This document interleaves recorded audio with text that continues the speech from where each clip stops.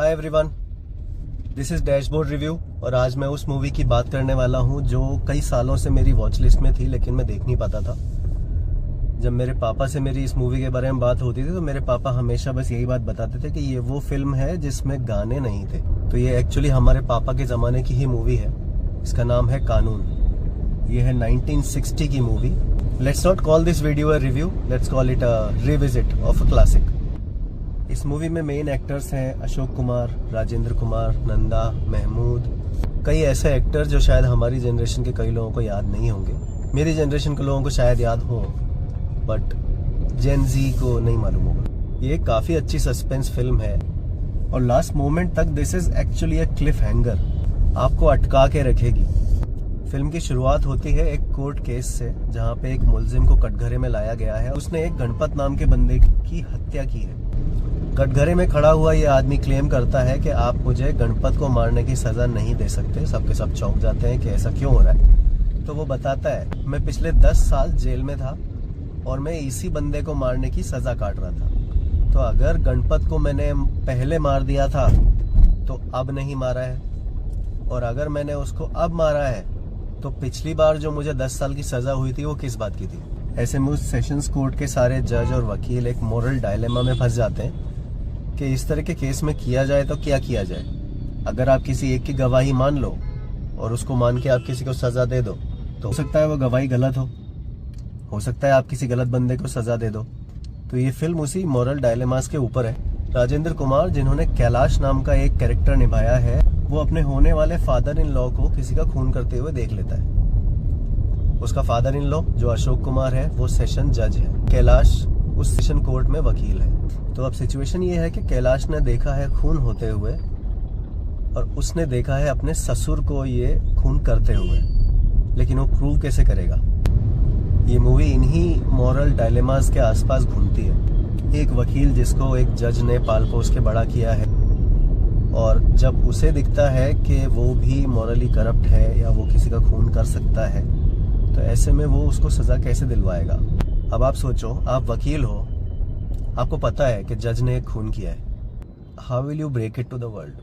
आप किसी को कैसे बताओगे। यहाँ एक और कैरेक्टर है जो कि एक चोर है।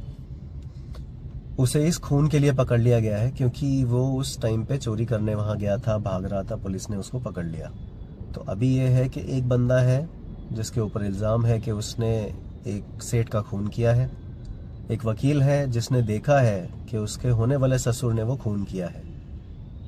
होने वाला ससुर जज है जो ये मानना नहीं चाहता कि उसने वो खून किया है। वकील वेट कर रहा है कि कब उस जज का ज़मीर जागेगा, कब उसका कॉन्शियस जागेगा और कब ये सब करेगा, कब वो मानेगा कि उसने ये खून किया है। अब ये मत सोचो कि मैंने एक्चुअली सारा सस्पेंस बता दिया इस मूवी का। इस फिल्म में अभी भी बहुत कुछ है। This is not all. तो आपको देखना चाहिए। इस मूवी में कोई गाने नहीं है। ये मूवी अराउंड 2-2.5 घंटे की है, प्राइम वीडियो पे प्ले हो रही है। सब ने एक्टिंग बहुत अच्छी की है, बहुत ही अच्छे डायलॉग्स हैं। This is a very nice court room drama.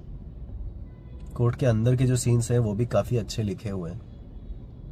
शुरू से आखिरी तक आप गेस करते रहोगे। It's not about who is killer, it's not about who is killer who is not. आपको शुरू से पता रहेगा, लेकिन सस्पेंस इस चीज़ का है कि when this mystery comes out in open, ये वकील कब बताएगा कि उसने देखा है, ये जज कब बताएगा कि उसने खून किया है। ये सारी चीज़ें इसमें चल रही हैं और काफ़ी टाइट मूवी है। मुझे एक्चुअली ये बहुत पहले देख लेनी चाहिए थी लेकिन देर आए दुरुस्त आए, अब देख ली। तो I highly recommend this movie. अगर आपको एक सस्पेंस मूवी देखनी है, if you like court room dramas, तो ये मूवी देखो।